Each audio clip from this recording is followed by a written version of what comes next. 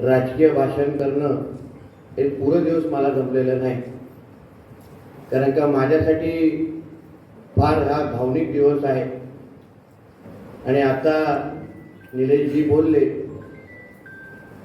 आणि एक मोठा भाऊ म्हणून त्यांनी जे काय आज सत्कार म्हणून या सगळे पूर्ण चित्र उभं केलं आहे, मी आभार मानणं हे त्यांना आवडणार नाही, पण तरीही आपल्या सगळ्या जणांचं मी मनापासून आभार मानतो की आपण एवढ्या मोठ्या संख्येने इथे आलात, मला आशीर्वाद देण्यासाठी आलात, त्यासाठी मनापासून आपले आभार मानतो.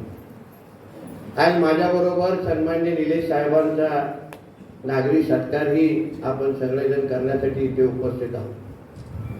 आमच्या दादासाहेबने उल्लेख करत असताना किंवा एकंदरीत सूत्रसंचालन करत असताना हल्ली झालेल्या विधिमंडळाच्या अधिवेशनाची आठवण करून दिली. मी कुडाळ मालवणच्या जनतेचं खरंच मनापासून मी तुमचं कौतुक करतो. आणि मतदार म्हणून तुम्ही 2014 ते 24 पर्यंतचा काळ आठवा आणि ज्या पद्धतीने फक्त 5 दिवसाच्या अधिवेशनामध्ये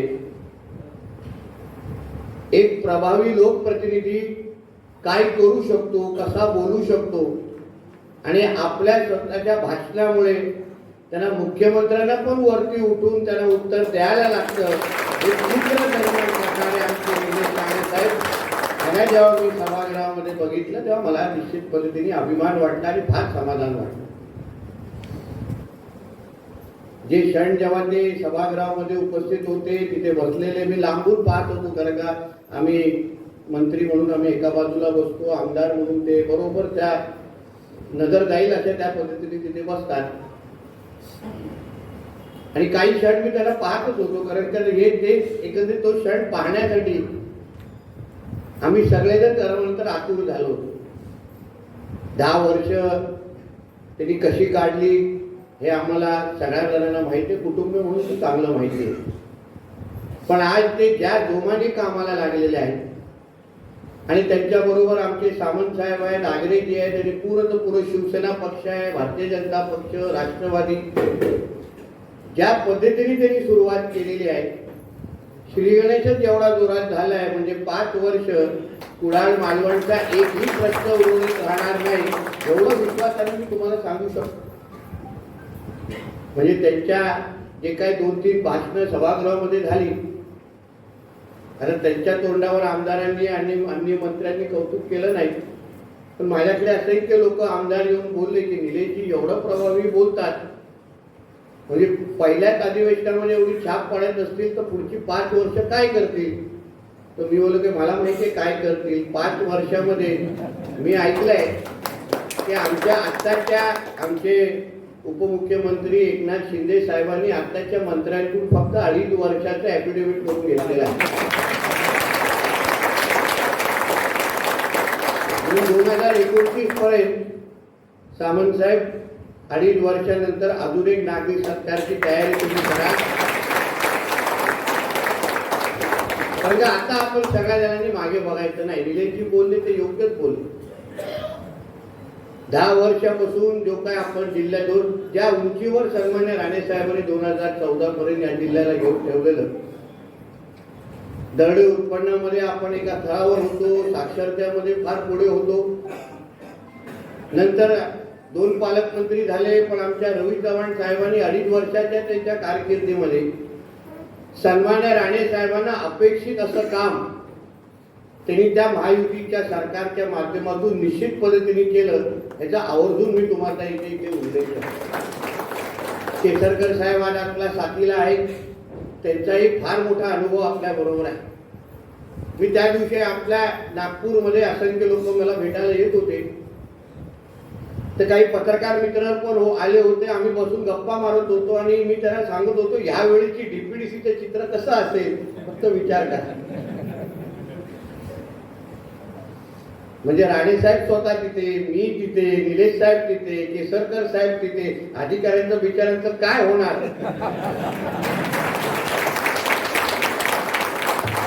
विचारांचं विमा कवच काढण्याचा कार्यक्रम घ्यायला लागेल. म्हणजे आता जिल्ह्याच्या लोकांनी एवढी सुंदर अशी परिस्थिती निर्माण करून दिलेली आहे.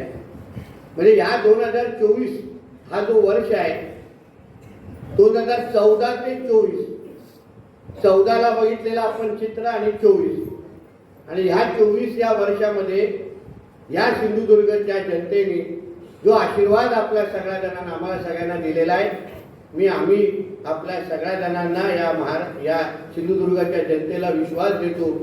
तुम्ही टाकलेला विश्वास आम्ही कुठेही कमी पडून देणार नाही, एवढा विश्वास आपल्याला आम्ही करेल.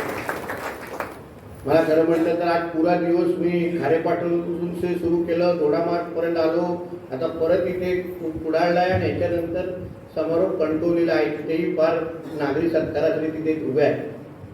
पण मी आपल्याला एवढा विश्वास देईन, आपला तसं बघा ऑफर कशी चांगली आहे बघा. तुम्ही एका आमदाराला निवडलं, तुम्हाला त्याच्याबरोबर एक फ्री मंत्री मिळालेला आहे.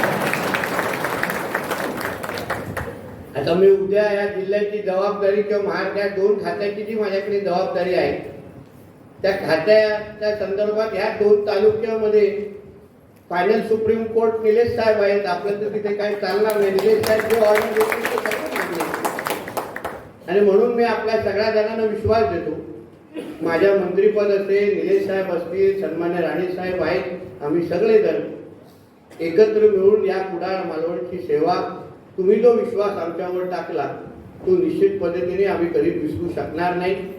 आम्ही सगळेजण आपल्या समोर इथे असलो तरी, आपल्या आभार मानत असलो तरी, तुम्ही मला खरं विचारलं ते कुडाळ मालवणचे मॅन ऑफ द मॅच कोण, अगर तुम्ही मला विचारलं तर ते आमची आई आहे.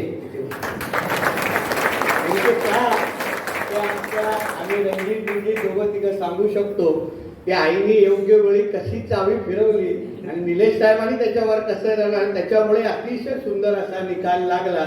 म्हणून मॅन ऑफ द मॅच आमची आई आहे. म्हणून त्यांच्या खरं मोठ्याचं कौतुक करायला आम्ही सगळेजण राणे कुटुंब म्हणून या जिल्ह्याच्या लोकांचे खरंच आम्ही आभारी आहोत की आपण सगळ्या जणांनी राणे साहेबांच्या नेतृत्वावर विश्वास ठेवून, चव्हाण साहेबांच्या नेतृत्वावर विश्वास ठेवून आज परत एकदा आपण सगळेजण कामाला लागलेलो आहे.